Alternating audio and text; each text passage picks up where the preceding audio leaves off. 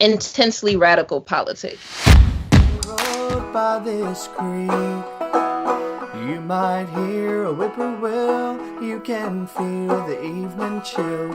You can see why I never want to leave. Here is the home where I feel strong, here on our land. And in your arms, here we've lived, and here we'll stay. We belong here in this place.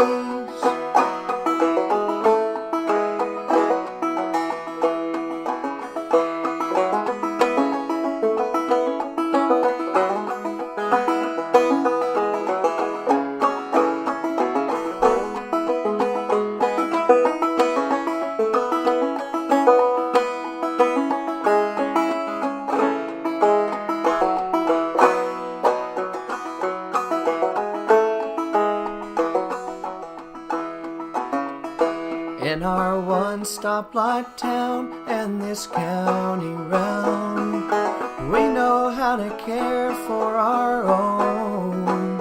And we can dance and raise a glass in this kitchen and laugh. We know we will never be alone. Here is the home where I feel strong, here on our land. And in your arms, here we've lived, here we'll stay. We belong here in this place.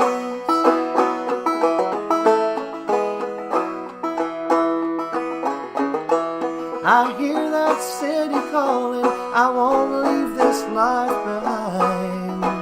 I wanna hold you in the morning, see that old ridge line. Here is the home where I feel strong, here in these hills. And in your arms, here we've lived, and here we'll stay. We belong here in this place. We belong here in this place.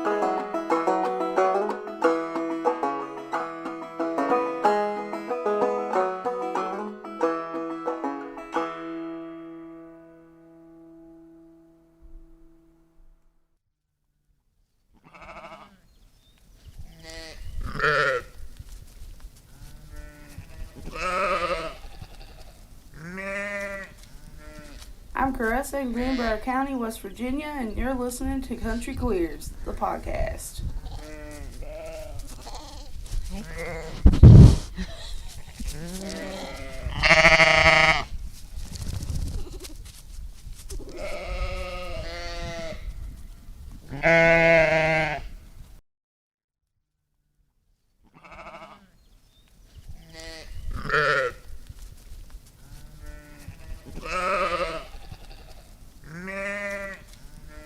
I'm Caressa in Greenbrier County, West Virginia, and you're listening to Country Queers, the podcast.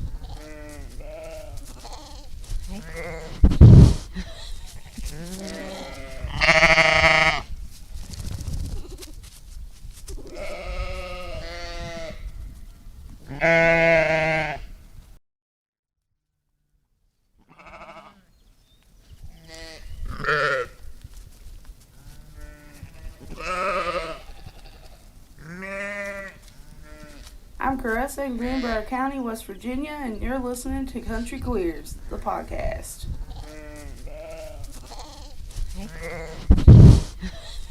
I'm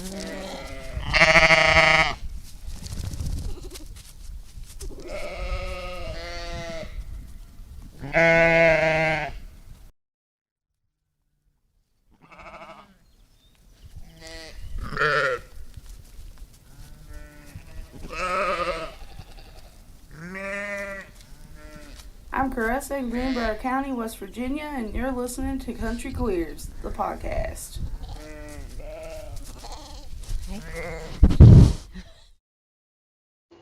Hi, everyone. My name is Rae Garringer. I use they, them pronouns, and I am here at home in southeastern West Virginia, which is where I was raised. I'm calling in from Shawanwaki and Satsoyaha lands. I am the founder and director of a multimedia oral history project and podcast called Country Queers, which has been underway since 2013. And as of today is publication day for the book form of this project. It's called Country Queers, a Love Letter. Wanted to just start by thanking you all for being here with us, and a huge thank you to Haymarket. This book has been a dream since probably 2012. I gave up on the dream for a really long time. And I really want to say thanks to the whole team, but especially to my brilliant editor and the fairy godmother of this book, Dao Tran, to Eric Curl for the beautiful design. It's a full color book that Eric made. It's stunning.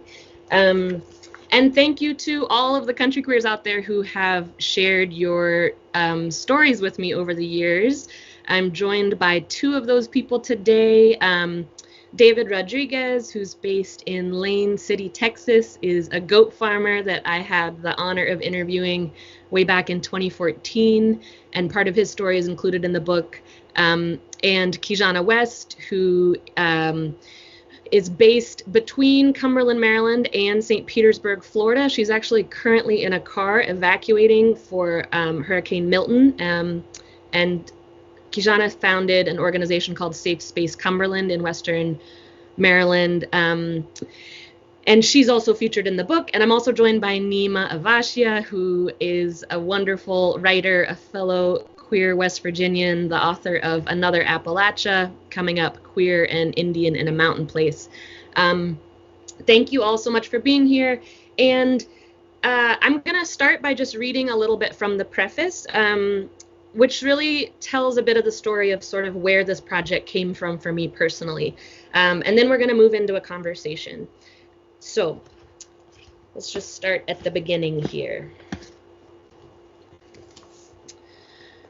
Early in 2011, I was sitting in mid-afternoon bumper-to-bumper traffic in Austin, Texas, behind the wheel of my then girlfriend's pink and purple striped 1980s Chevy van. It had been her family's van when she was a kid. Later, it had become her all-girl country band's tourmobile. It was big enough for us to camp in, which we did anytime I could convince her to get out of the city with me. Even though we were months away from summer, it was already hot in Texas, and I had the windows rolled down because the van had no air conditioning. I'd been living in Austin for 3 years, and it had been 9 years since I'd left the sheep farm where I was raised, high up in the Allegheny Mountains of southeastern West Virginia. Since leaving home, I hadn't stopped missing the mountains. I was constantly aware of their absence, as if their silhouettes were tattooed across the inside of my eyelids, so that I saw them every time I closed my eyes. I had fun in Austin. I rode my bike all over town and ate so many tacos. I swam in January and fell in love with the prickly charm of cactus and agave. I became a regular at a gay country bar. First the Rainbow Cattle Company, then the newly opened Rusty Spurs, the first places I ever saw queerness and countryness embrace one another. Through those years of aching homesickness, that bar became my church, and the other regulars my chosen family. They took me to the gay rodeo and the straight rodeo too. They taught me to two-step, and that partner dancing doesn't have to reinforce heteronormative gender roles, that you can be a switch on the dance floor too. On holidays when my income from waiting tables didn't come close to covering the cost of a plane ticket home, they invited me over for dinner. On that day in early 2011, traffic was at a standstill. Since the radio in the van didn't work either, I started singing my favorite Hazel Dickens song, West Virginia, My Home. There are lyrics printed in this book I am not going to sing for you all. The traffic inched forward and I kept singing until suddenly I was crying.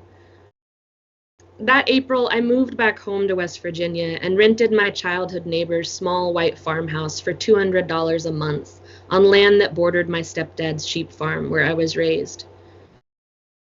After home, I felt a sense of completeness, of being able to breathe deeper than I had in years. I felt an unfamiliar sureness about my place in the world and a calm rootedness I'd never experienced before in my life.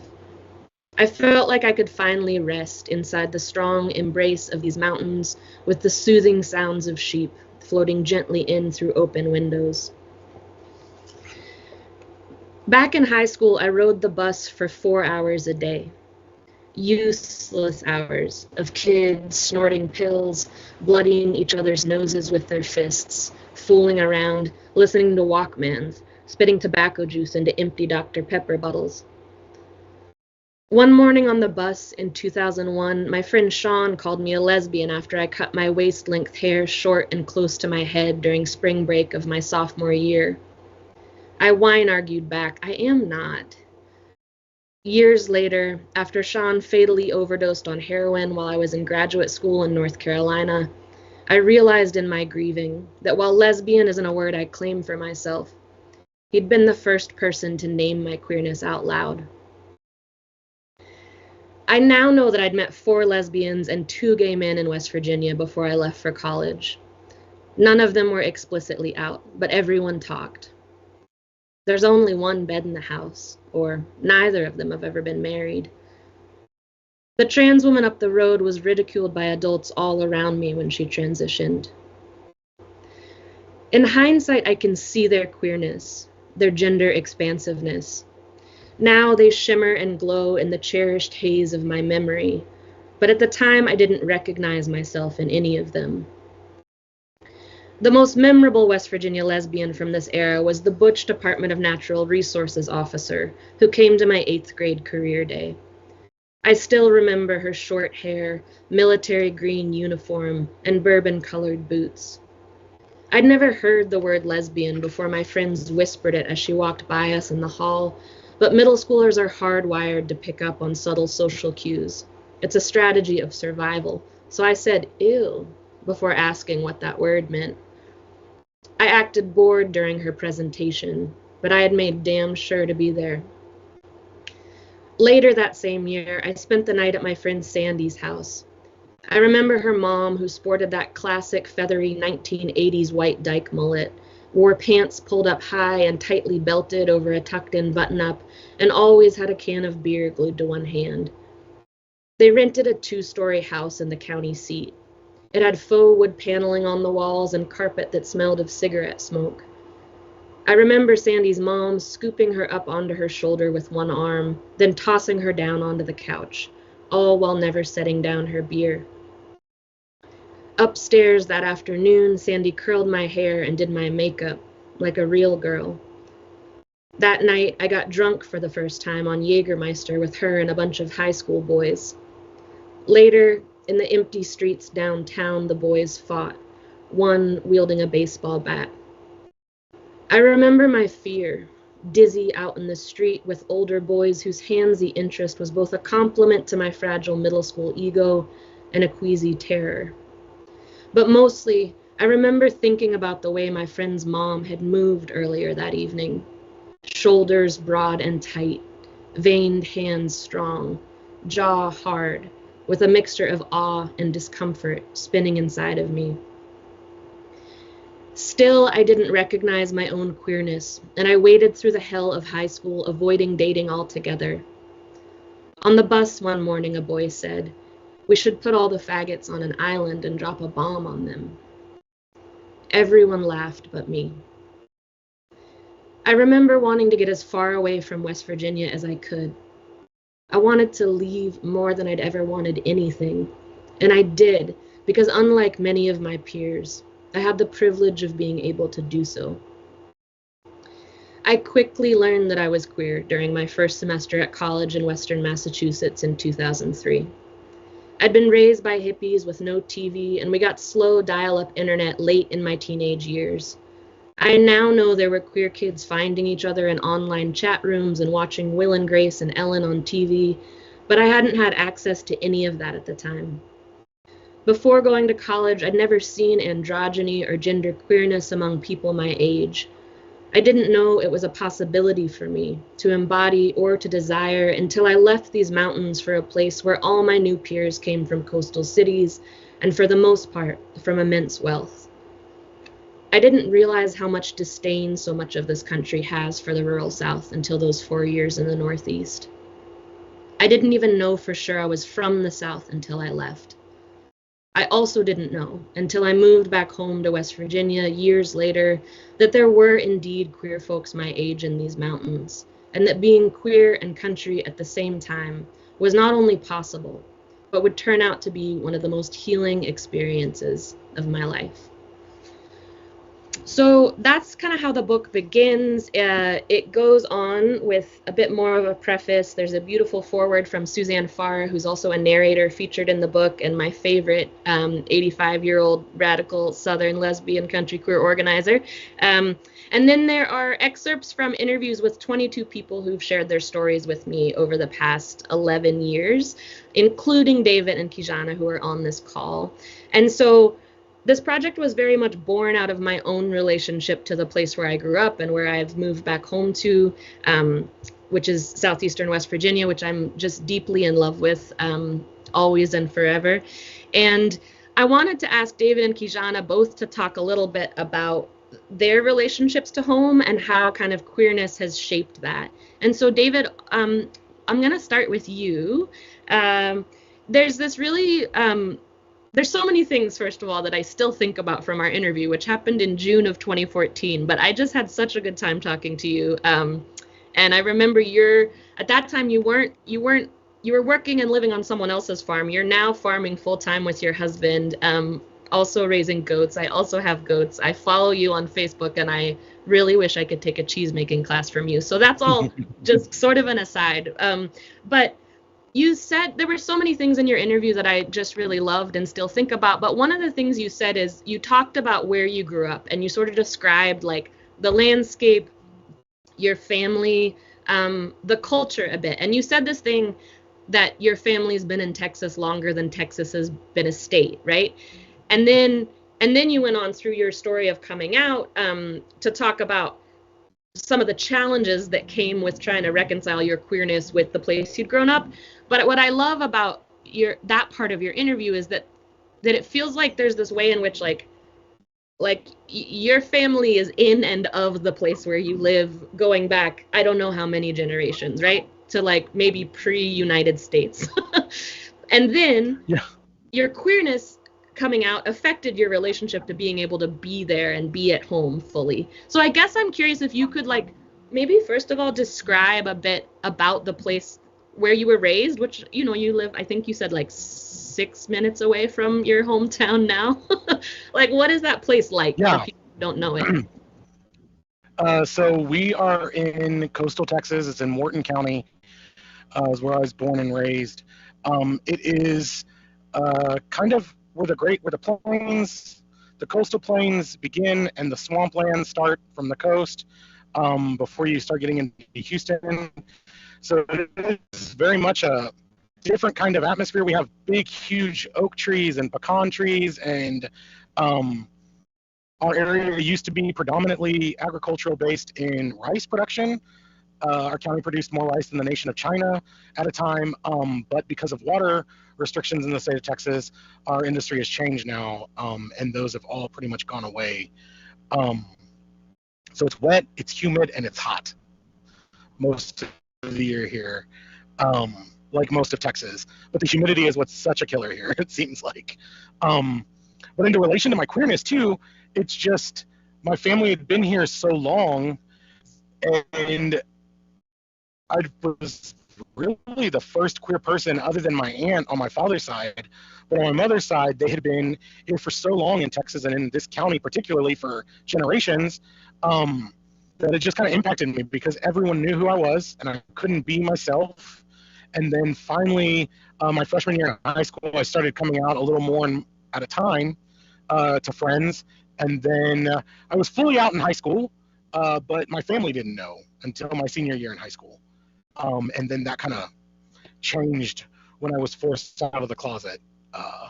And then there was just a whole dynamic of relationships that happened.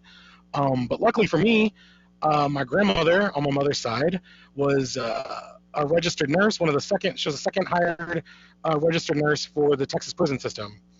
And because of that, she had dealt with so many queer people in the prison system in Texas. She dealt with the AIDS pandemic, all of these different things. And instead of her being closed-minded, she was very upfront and was like, I don't want you to get AIDS. And that was how we had a conversation about my queerness, was the fact that she was concerned about my health more so than anything else. And her being open about that discussion really meant a lot to me with the rest of my family. Because in a lot of Latino households, when the matriarch of the family is accepting, then everyone else kind of falls in line. And that kind of just started to snowball into acceptance for me.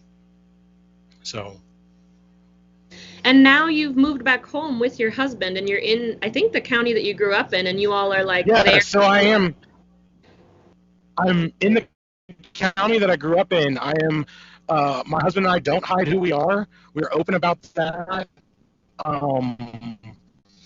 And it's been crazy, the acceptance that we have out here. People embracing our relationship, our farm. We've become part of the community here. People love me. They love my husband. Recently, we had someone make some off comments to us in a Facebook group. And one, to see the reaction from the community and defense. Two, seeing all the private support that we got. And then finally seeing all of the everyone telling us in public how much they cared about us and didn't believe in anything that the person had said against my husband and I. So it's great. We've just been accepted here in this very conservative rural area in Texas. We are accepted. It's not normal. It's not the norm out here, but it's definitely a sign of changing times, I think, for some. So.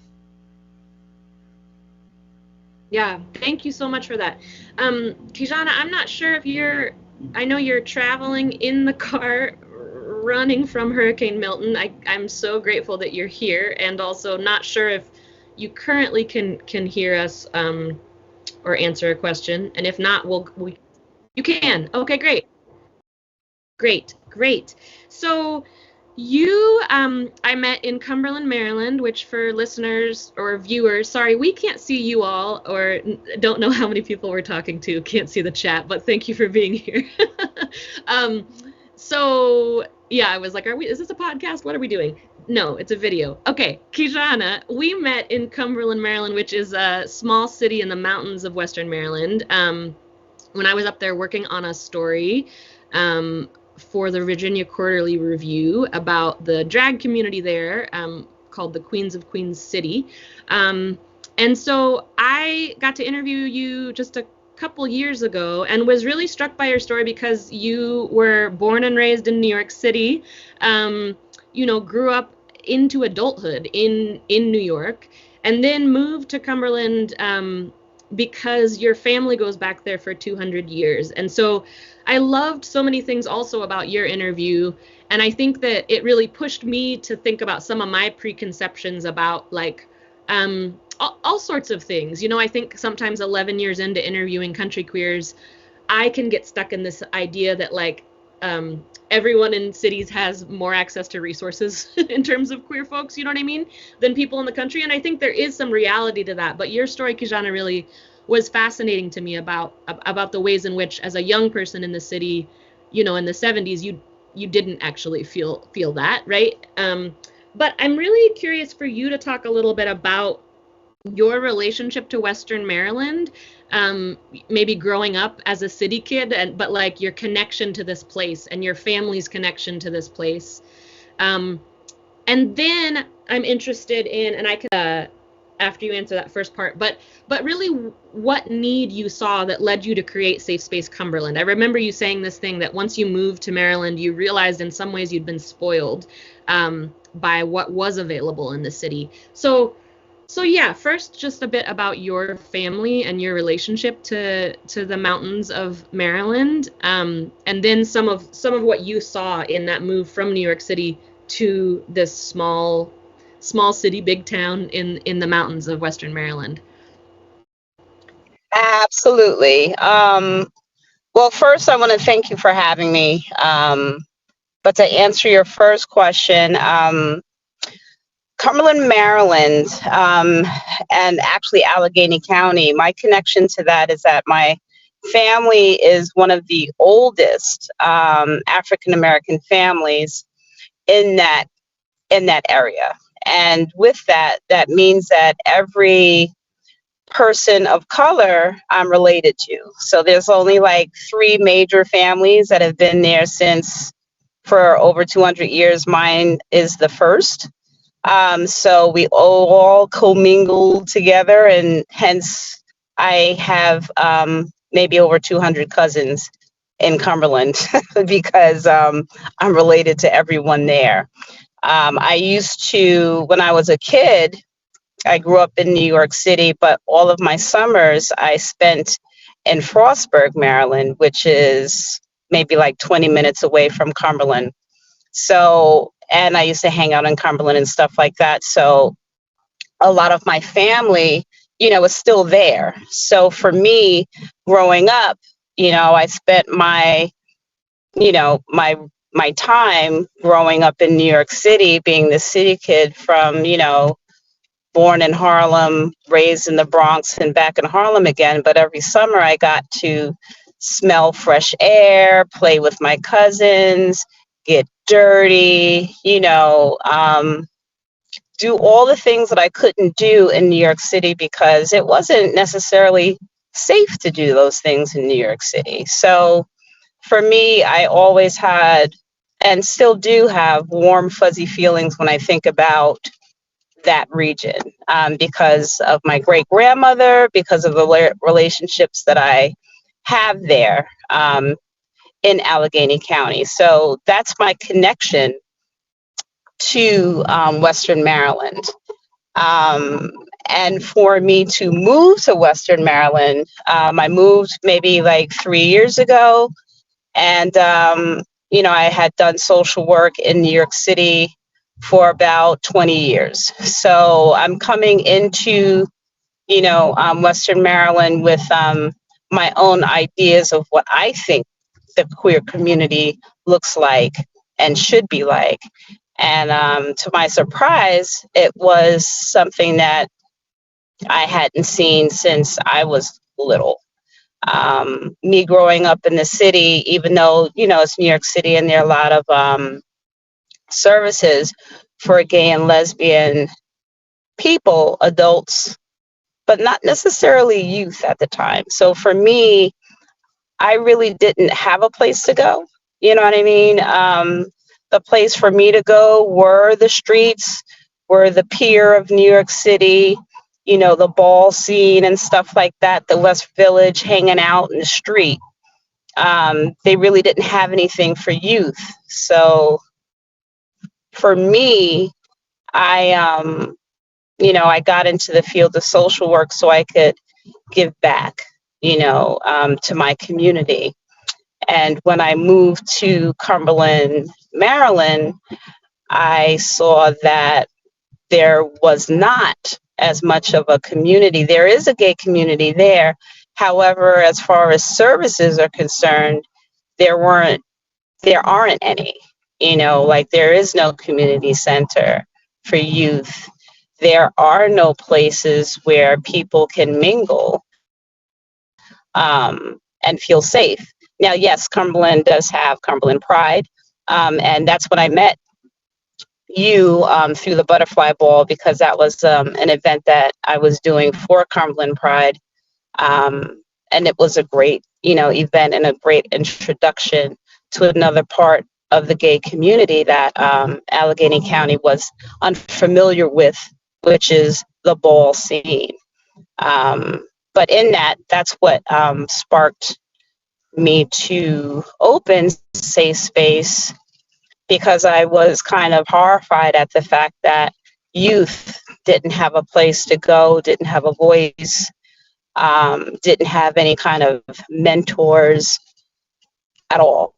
And also for adults, they didn't have any sense of community either, other than Pride, which is, like a festival 4 days out of the year. But then what happens, after, the festival's over? So, took a leap of faith. My partner and I opened Safe Space Cumberland, and we've been in operation for 2 years, and it is amazing the response that we have been getting within the past, I would say, year. The first year was a little crazy because the community necessarily wasn't really happy with Safe Space opening, and I understand that, in a lot of small towns and stuff like that, it's like church and family, and I get it because, everybody in that town knows who I am, knows my people, knows who I'm related with and stuff like that. So it's kind of hard to come out when you're in those communities. However, the services still need, there's still a big need and a big void. So I wanted to help fill that void, and I hope that and I know that I am, but I hope that I am doing a good job, with Safe Space Cumberland by doing that. I'm sure you are. I don't live in Cumberland. What I can see, I'm certain of it. Thank you both. And then I think Neema has a question. Neema's taking it from here. Thank you. I do. Rae gets to be in the answering position now instead of having to do all the questioning. I think for all of us, we know that queer people exist in rural spaces, but the reality is that story of rural queerness has often gone unaddressed, unrecognized by mainstream media sources. If it is recognized, sometimes it's only in the context of, Rae and I have talked about stories of violence against queer people are kind of the ones that surface most often. I guess I just want to know from y'all, like, how does it feel to see your stories kind of in the world in this way? Like, what was your response or reaction to sort of like, in the case of Rae, getting your hands on the hardcover of the book?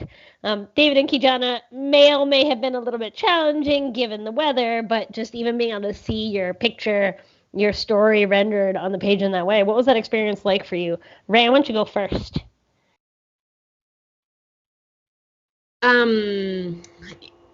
I think I'm, to be totally honest, having a little bit of a hard time processing it. Like, it still feels kind of surreal. And just to be very real, like, the climate catastrophe happening in Central Appalachia and Southern Appalachia right now has been consuming almost all of my brain for I don't even know how many days now. So in some ways I don't think it's fully hit me. But I mean, I have moments, and when I first got the galley, like the rough draft firm physical copy, I drove around like everywhere I went for the next 2 weeks. I got those in maybe July. I just kept one in the truck, and I was driving around like on back roads doing my thing, going to get goat feed or going to town or going to see a friend. And I kept like looking at the book and sort of patting it, which maybe sounds like a weird thing to do, but I think there's something really special to me about it being a thing that I can like hold, you know what I mean? About like, of course I'm gonna get teary-eyed here, but about like this evidence, this like sort of collective evidence of our existence throughout time being something that we get to have in our homes without a screen, without the need for internet or electricity, which I know like is up for a lot of us right now with storms and just rural infrastructure in basic ways. And I love books a lot. You know, I grew up without TV and mostly pre-internet, and books were my whole access to the outside world. And so when I can think about it as like, what if young me saw this book somewhere? It's like, yeah, there's a lot of feelings. I'm really grateful. I'm really grateful to Haymarket. It's so beautiful. I've dreamed of the book from before I started doing interviews in 2013, and I dreamed of a full color book with photos, and it's pretty wild that it's here. It's been a long road. David, what about you? How are you feeling?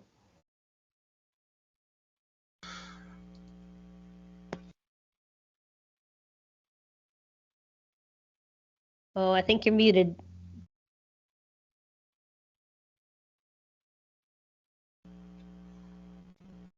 All right, I think I'm here. Can you hear There you me? go. Yep, now we can hear you. Okay. Um, so it is an awesome thing to see. For the longest time, when I was younger, I thought I was the only gay person that lived in rural Texas, and or that lived in a rural setting in general. I thought I was the only one. And then I met Rae, and then I met other queer people that lived out in the country, and then have seen all the people put on the podcast and in the stories, and to know that I'm not the only one speaks volumes. And to know that I am part of something so amazing is huge. And I hope that there are other people, young Davids and young Rays out there, that see the book and know that they're not alone. Sorry, got a little emotional there, guys. Sorry. It's such a huge thing to see in print. Um, so yeah, that's what I've got, guys. Like, that's it. I'm so excited to see it.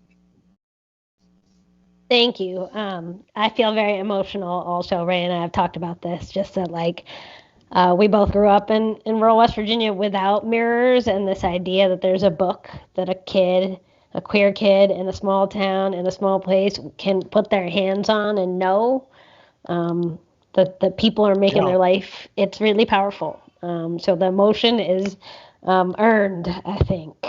Kijana, you want to talk about how it's been feeling for you to see yourself in this story? Yeah, it's like it's wild for me because I am like I'm a country queer, but I'm also a city queer all at the same time. You know what I mean? Um, but I'm really honored to be a part of the work because, like I said again, for me, um, this book is going into safe space, into our library, and our clients and our participants will be reading this book, and they won't feel alone, because there's a lot of what I find in small communities and small towns, there's still a lot of shame, being queer. It's getting better, but there's still that shame. And I find that it's so much better when you can open a book and you can see and read that you're not the only one. You know what I mean? Like there is a community here. You don't have to be somewhere in a dark closet. Like you can come out and see the sunshine and enjoy the rainbows. So I love this project.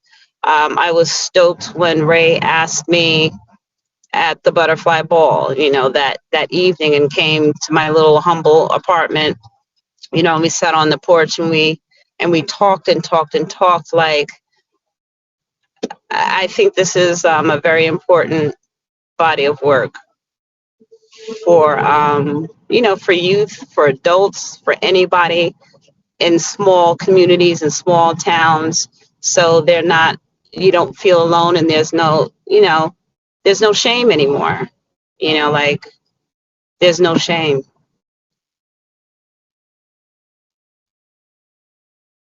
Thank you all. It was my nightly cry, I think, that I just got there listening to you speak. Um, So the other thing that I think is a shared point of connection, in addition to rural queerness for the three of you, is the fact that you all live in areas of the country that are deeply impacted by climate change. And there's this interesting way in which I think queerness is so erased in rural spaces that also like the impact of climate change and disaster on queer people gets erased as well, right? We only have to look at the way that people in places like where I'm from, well, where I live now, I'm not from here, but like in Boston, the way they respond when they see disaster in the South or Appalachians to say, well, people voted the way they voted, and so whatever happens to them happens, and that narrative erases queer people. It erases radical people. It erases leftists. It erases tons of different groups of people who are living and fighting in every day to make Appalachia and the South and small places where we can all thrive.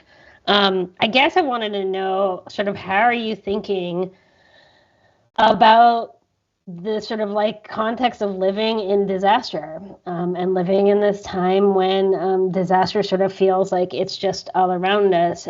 How do you feel that intersecting with your identity? How do you feel it in the context of your queerness? Ray, you want to take this one first? Sure. I'm like, oh, this is a hard question, even though I have known this was a question you were going to ask for days now. But yeah, I mean, I think what's like front of mind for me right now, I mean, I'm just, again, Kijana, I cannot believe you're joining us while you're literally evacuating your home that you've just been cleaning up from the flood that happened days ago with Helene and now evacuating for Milton.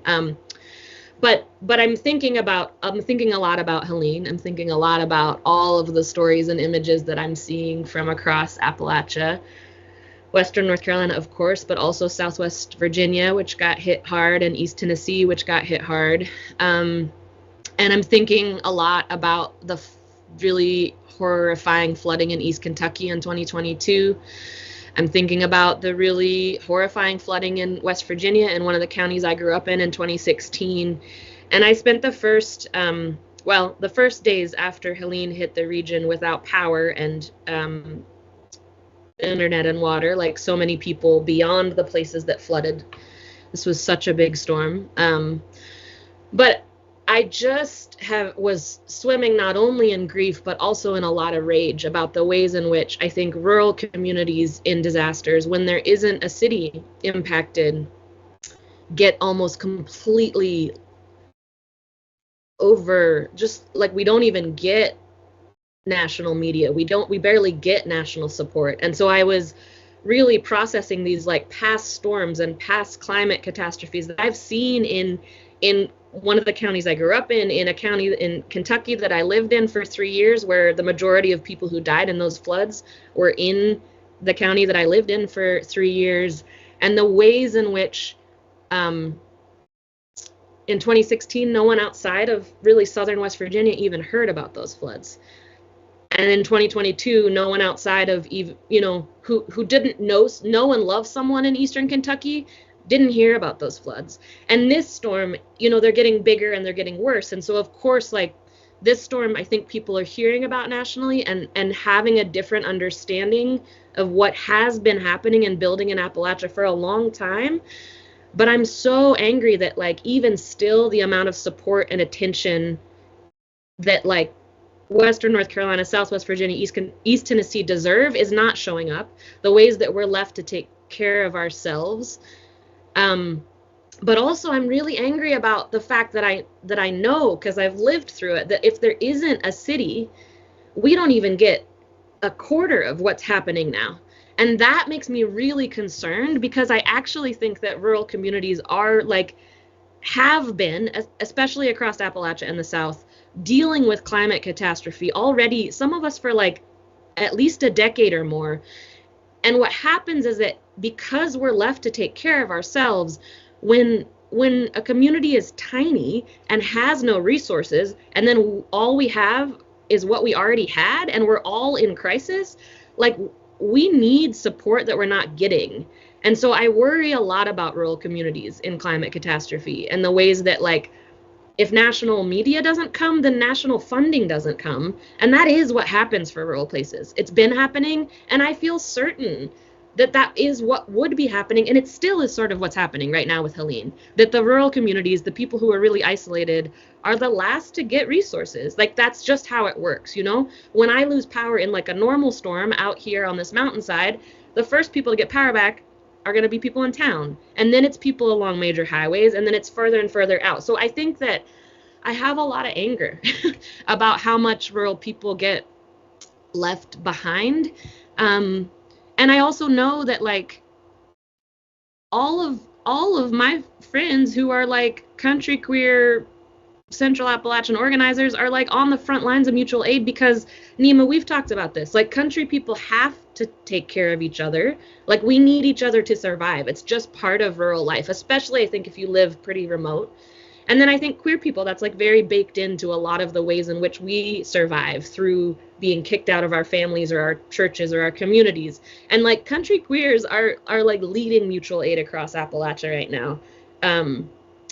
So that was a bit of a ramble, but that's kind of where my brain is today. Kijana, you want to talk a little bit about as you're driving away from Milton, how you sort of see climate change shaping your sort of experience? Yeah, I mean, it's interesting because like this I mean, Helene, like it was so widespread, you know, and I agree that you know, in rural communities, it really is about you know, you are your brother's keeper, you know, when it comes down to stuff like this. And it is unfortunate that you know, it is like that. If it's not a major city, if it's not a, you know, a place where it's known and stuff like that, like you're not going to get any, one, you're not going to get any news coverage. Two, you know, it's going to take a while for anybody to come and get those services out to you. And I don't know how to make better. You know what I'm saying? I do know, just in hindsight, there was a fire that had happened in our community in Allegheny County, and they space, we were on it, you know, and whether they were queer or not, we were on it. And we were able to raise money for that family. We were also able to get them housed. We became a donation center and was able to get the family and the kids clothed, and because they had lost everything in a fire. But like I said, if it wasn't for us knowing and keeping our nose to the streets, and, you know, each one knowing who was who and this and that and the third, we would not have been able to raise $6,000 for that family and get them into a new home within 2 weeks of them losing everything. So, and for myself, I mean, I'm on the back end of also, you know, losing everything, and also having a whole community of volunteers, people that I didn't know, help my family. You know what I mean? Which was something that I wasn't expecting at all. So, I mean, it's kind of like, you know, it goes both ways in a sense. I'm leaning more towards hope. You know, I think a lot also has to do with, you know, the political climate too. You know, we're all humans at the end of the day, and I think sometimes we lose sight of that because of all the other crap that's going on. But once we can stay focused on that, then you know, progress can go on and things can get done. That's how I feel about that. Thank you. David, what about you?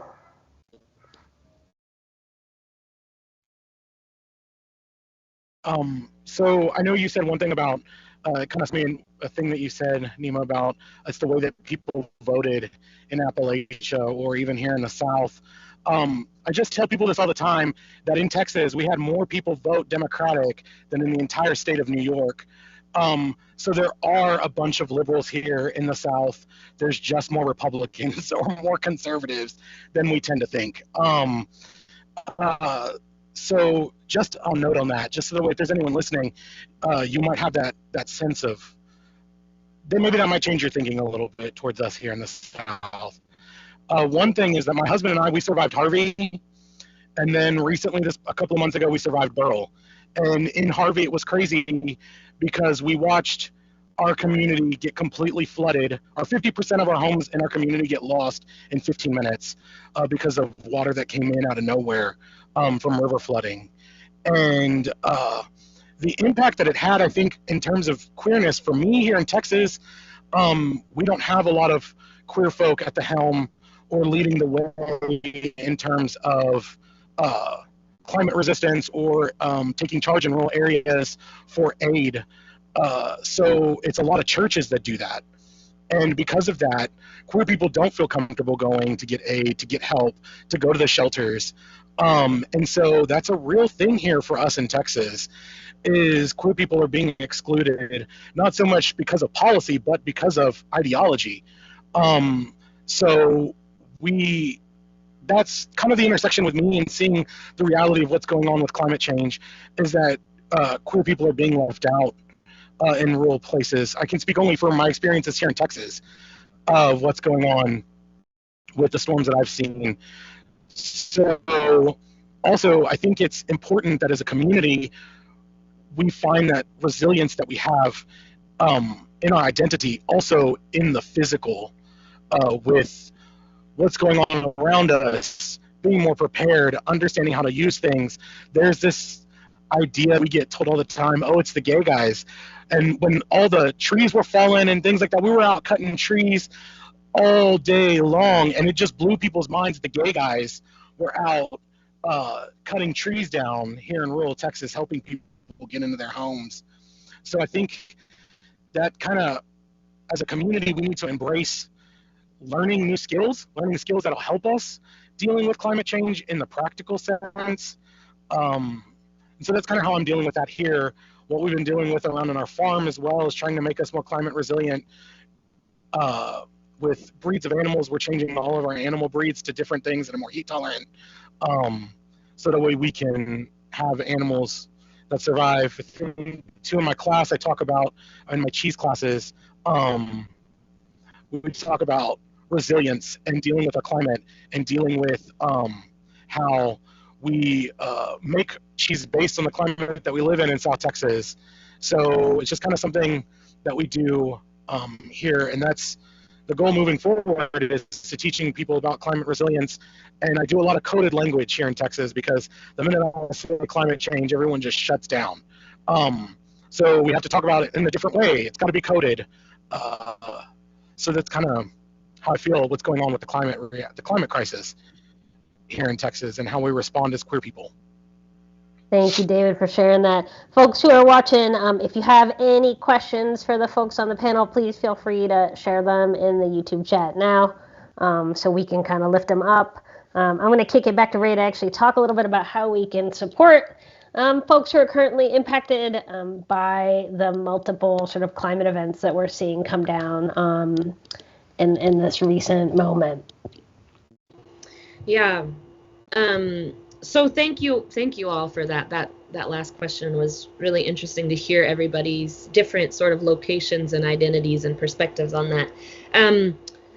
So we've talked about Helene. I'm sure you've all seen it. It's pretty horrifying. And we wanted to just share a few, 3 actually, mutual aid groups focused on rural communities in Appalachia. And so these are groups that either I know someone there, have been there personally, or close friends of mine are working with them in collaboration with them. So these are trusted groups for Western North Carolina, and we're going to have these dropped in the chat. Rednecks Rising is a podcast. The person running that is also based in rural Western North Carolina and is literally going around, door to door to make sure that her neighbors are okay. And so if you'd like to support some disaster relief in Western North Carolina out in the country. I really recommend Rednecks Rising. For East Tennessee, which was also hit really hard, and all of the places hit were small towns and rural communities, the Tri-Cities Mutual Aid Network, which also we're going to drop the Venmo for them, are doing really good work before Helene and definitely now. And then for Southwestern Virginia, these people are near to where I live here in southeastern West Virginia. And I was actually down at their collection site last week, dropping off a truckload of supplies. They're doing amazing work getting resources and flood relief supplies out to Southwestern Virginia communities. It's holler to holler, and all of these groups are working cross-region. People are sharing resources across lines, and all three are focused on rural communities. So if you'd like to support some rural Appalachian communities trying to get through this horrifying time, those are some folks to give to. If we don't have any questions, I think we're going to go ahead and get wrapped up. I just want to thank you all out there for coming and listening, watching this, being here virtually with us. Thank you. And thank you, Neema, so much for moderating, bringing your excellent years of school teaching expertise to wrangling this conversation into some order. Thank you, David and Kijana, for sharing your stories with me. Kijana, you had like a little bit of something to look at to see that I maybe knew what I was doing. David, nobody had any idea that I knew anything about this, and you just agreed to share your story with me, so thank you. I didn't know what I was doing. I'm so glad you agreed. I'm so glad to have met you both. And the book is out today.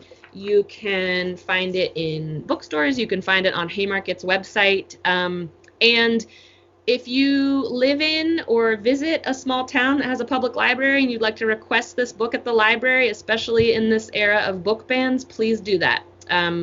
If we can get this book to small towns, that would be excellent. So thank you all so much. Thank you, Haymarket. Thank you, thank you, thank you.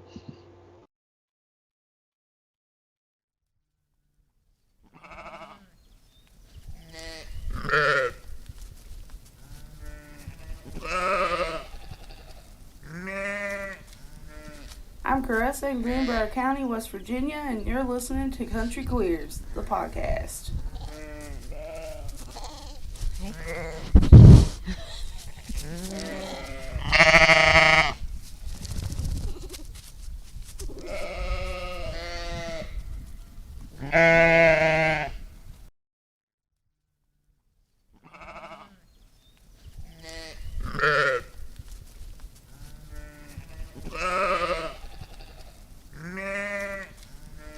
I'm Caressa in Greenbrier County, West Virginia, and you're listening to Country Queers, the podcast.